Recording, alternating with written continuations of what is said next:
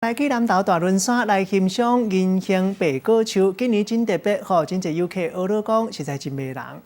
为天顶看大武仑山白果树拿变黄啊，基顶个一点转白，相色的美景，游客拢讲实在真水。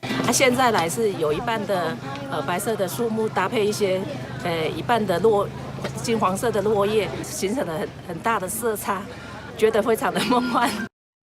迷人的景致嘛，唔是想要看就当看到的。按照惯例，天气一个变寒，白果树拿就会变作黄金色的。不过今年的天气无啥正常，加上雨落较济，雨叶啊落的速度变紧，目前已经落成，嘛，互白果树拿出现甲过去无同的景致。